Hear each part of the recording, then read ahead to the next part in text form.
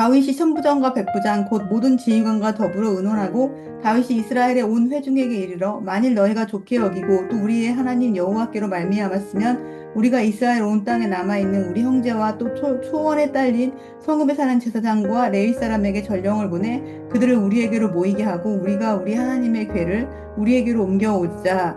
사울 때에는 우리가 궤 앞에서 묻지 아니하였으니라 하매 뭇 백성의 눈이 이 일을 좋게 여김으로 온 회중이 그대로 행하겠다 한지라.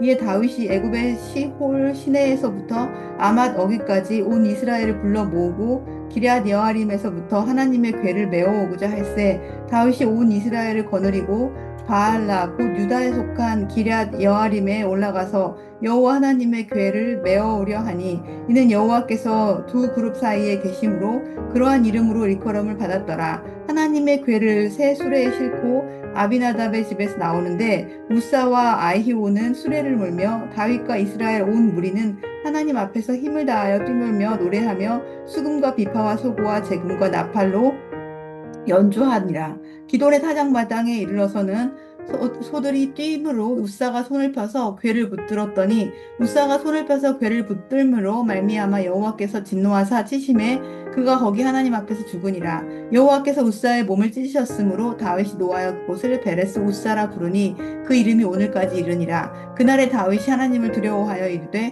내가 어떻게 하나님의 궤를 내 곳으로 오게 하리요 하고 다윗이 궤를 옮겨 자기가 있는 다윗성으로 메어들이지 못하고 그 대신 가드 사람 오벳 에돔의 집으로 메어가니라. 하나님의 궤가 오벳 에돔의 집에서 그의 가족과 함께 석 달을 있으니라. 여호와께서 오벳 에돔의 집과 그의 모든 소유에 복을 내리셨더라. 다윗은 이스라엘을 통일하면서 이제 유다 지파의 왕에서 나라 전체를 아우르는 왕으로 등극하게 됩니다. 그가 제일 먼저 추진했던 것은 하나님의 궤를, 법궤, 언약궤를 다시 모셔오는 것이었습니다. 이스라엘은 이제 신정 국가로서 이스라엘을 하나님께서 통치하는 나라다. 이렇게 이 나라를 바로 세우기 위해서 다윗은 그 일부터 추진했던 것입니다. 하나님의 궤, 이것은 임재를 상징하는, 하나님의 임재를 상징하는 것이었고 매우 중요한 민족의 정체성을 나타내는 것이었죠. 이전 왕이었던 사울은 이 하나님의 궤를 아무것도 아닌 것처럼 경홀히 여기는 왕이었지만 다윗은 분명히 달랐습니다. 하지만 하나님의 궤를 운반하는 과정에서 문제가 생겼습니다. 웃사라는 사람과 아히오라는 사람이 있었습니다. 이 사람들이 새 수레를 준비했고 거기에 하나님의 궤를 싣고 운반했습니다. 그 과정에서 하나님의 궤를 운반하던 소가 놀라서 뛰었습니다. 이 수레가 막 흔들리기 시작했겠죠. 그래서 웃사는 급한 마음에 하나님의 궤를 손으로 잡다가 하나님의 치심으로 그 자리에서 죽임을 당하고 맙니다. 하나님께서는 왜 이 기쁜 날, 하나님의 궤가 제자리로 돌아오는 그날 웃사를 치셨을까? 모세의 율법에 의하면 하나님의 궤는 아무나 건들 수도 없었고 아무나 운반할 수도 없었습니다. 반드시 레위 지파 고핫 자손이 직접 들고 운반해야 했습니다. 이것이 하나님의 법이었습니다.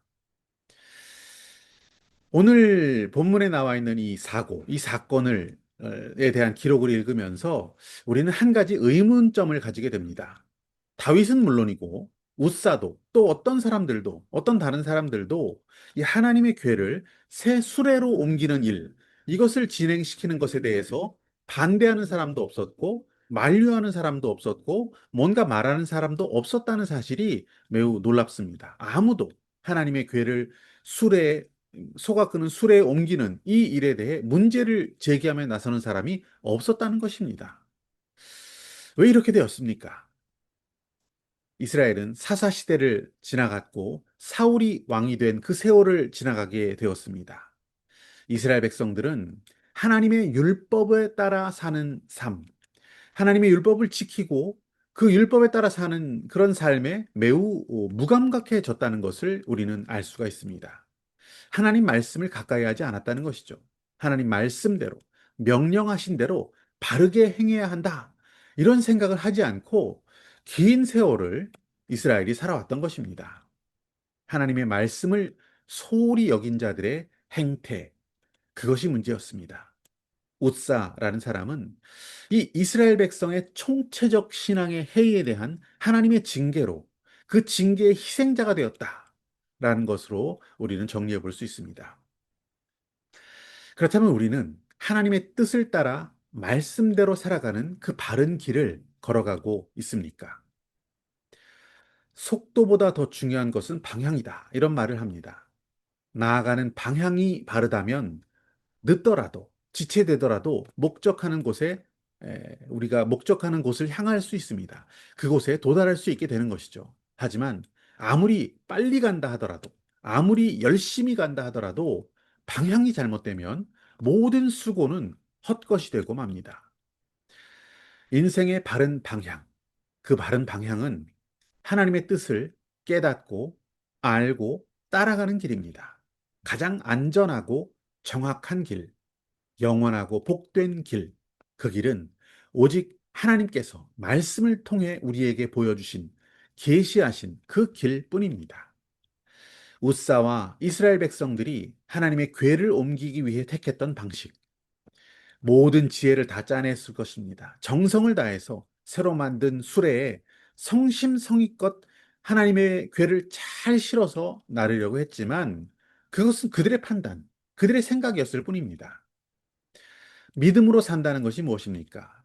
그것은 그동안에 내 뜻, 내 생각, 내 고집대로 살던 생활, 그 모든 것을 청산하고 바른 방향을 찾는 것입니다. 바른 방향인 하나님, 진리에, 생명에, 말씀에 나를 맞추는 것입니다. 내 생각과 그것이 다르다 하더라도 하나님이 기뻐하신 것이라면 순종하고, 내가 아무리 하고 싶은 것이 있고 좋아 보이는 것이 있더라도 그것이 하나님의 뜻이 아니라면 과감히 포기할 줄 알아야 합니다. 잘 아시듯이 침묵하면서 여리고성을 돌라, 이렇게 말씀하셨던 하나님의 명령. 백성들은 자신의 경험, 자신들의 생각을 다 내려놓고 하나님 명령에 따라 순종했을 때 성이 무너지는 놀라운 기적, 승리를 경험할 수 있었습니다. 요단강을 건너 가나안으로 입성했을 때 하나님 명령대로 언약궤를 맨 제사장들이 그들의 발을 요단강 물에 내디뎠을 때 바로 그때 요단강 물, 그 흘러내리던 그 물은 끊어지고 한 곳에 쌓여 서게 됩니다. 모든 이스라엘 백성들은 마른 땅 위로 걸어 가나안으로 입성할 수 있었습니다. 순종하는 것이 바른 길입니다. 순종이 행복의 길입니다.